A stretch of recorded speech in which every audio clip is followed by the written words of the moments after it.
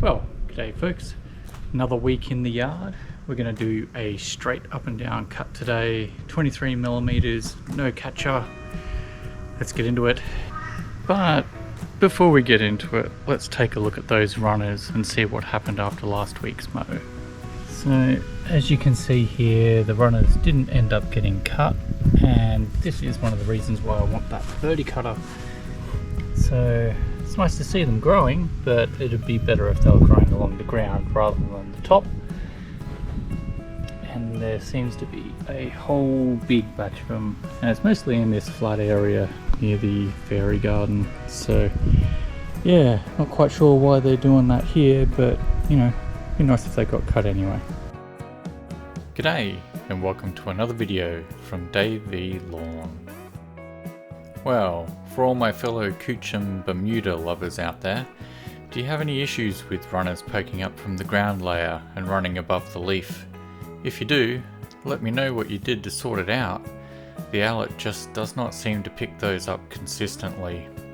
I thought that the front rake would pop them up to be cut, but so far that just doesn't seem to be the case. Maybe the solution is to do another run with the scarifier and then run a mow.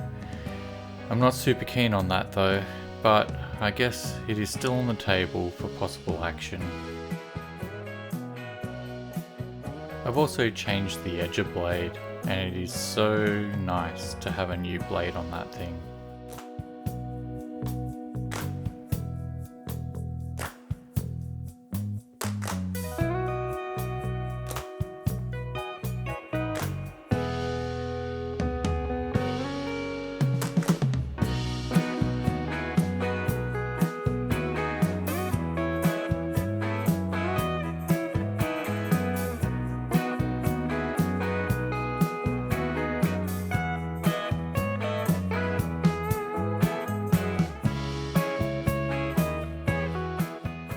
So, the reason why I had to stop here is simply that the front roller stopped rolling and it was all seized up.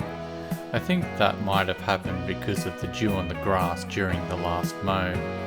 Maybe some moisture got into the axle and some surface corrosion caused it to stop rolling. Nothing a little WD-40 can't solve though, and the roller is now rolling again.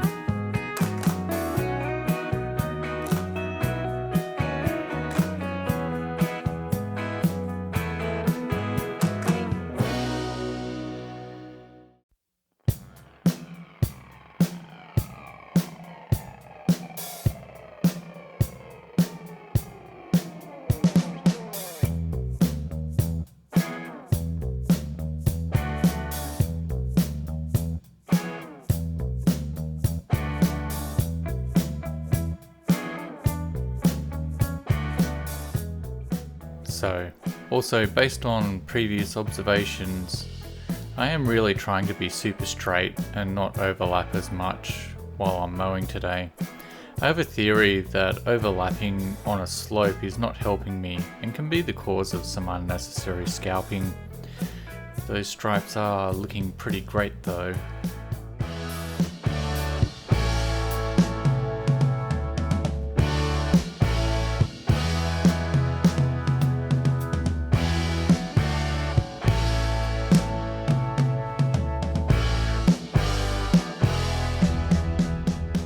So, when I get to this stripe, it is on the beginning of the hill and the change in angle seems to cause a deeper cut on the low side of the mower.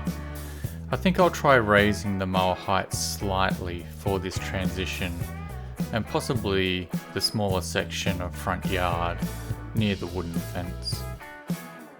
I think the really interesting thing though is that I tend to get very little scalping when running this straight up and down pattern. It seems to be mostly happening when I go on a diagonal. The other theory I'm thinking about is that the lawn may actually need an additional cut during the week, and that the grass being a bit longer may in fact be the reason it's not cutting as cleanly, and the blades may actually be pulling the grass up a bit before it gets cut. Might also be time to do another back lap on the blade again.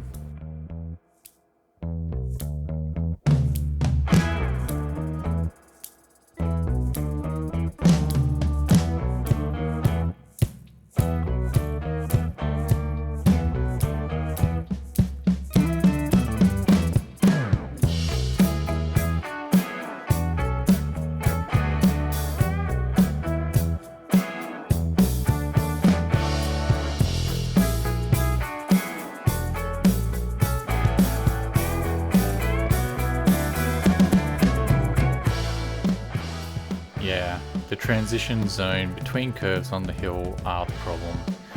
There may not be a whole lot I can do about that. Maybe I can try adding some sand and have a bit more gentle transition.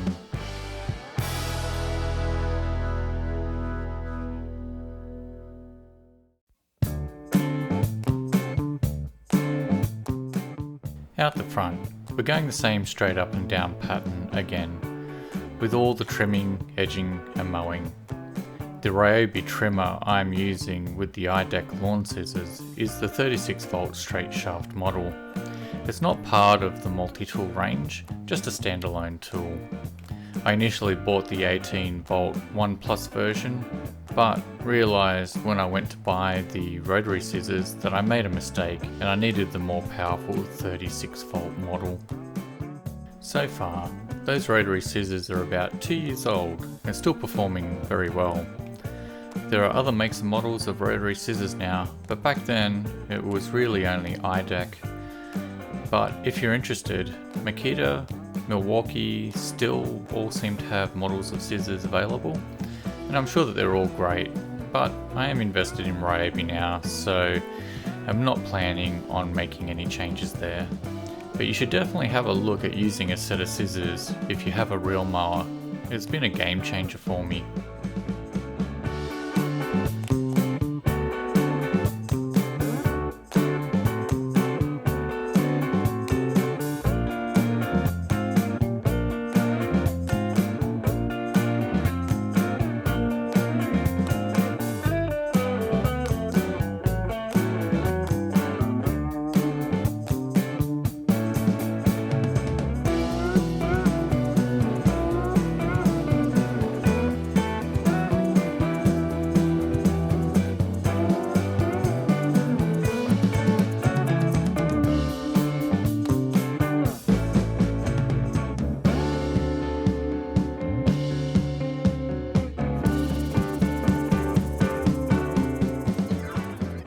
Speaking of the rotary scissors, one of the best things about them for me is that they cut in a similar fashion to the real mower and in a tighter space, like between the letterbox and the driveway. I'm always nervous about that section and gingerly run the mower over the concrete and grass. It would be pretty terrible if the Allett hit the concrete edge, but the scissors let me cut that area, and I actually lift the mower over that part and start cutting again when I get back onto the grass.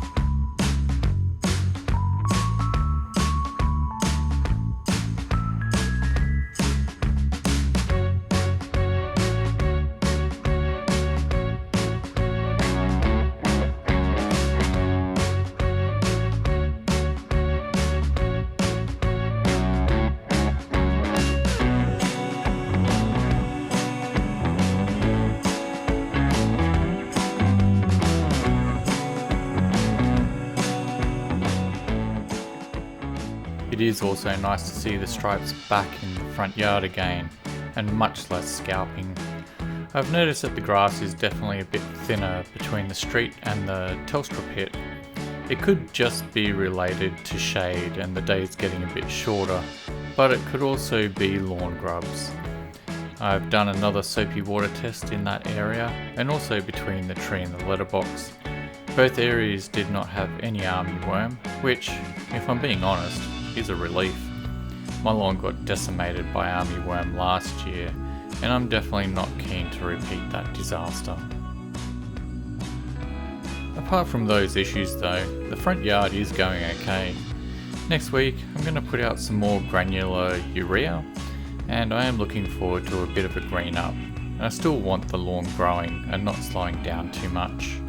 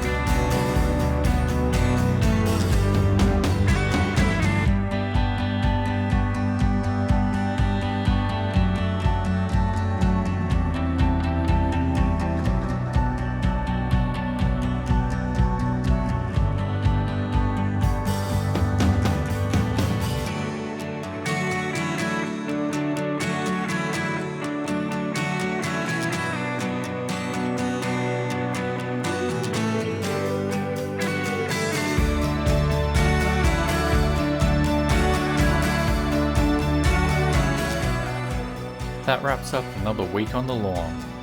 Thanks for watching. Please like, comment and subscribe. See you next time. Hooroo!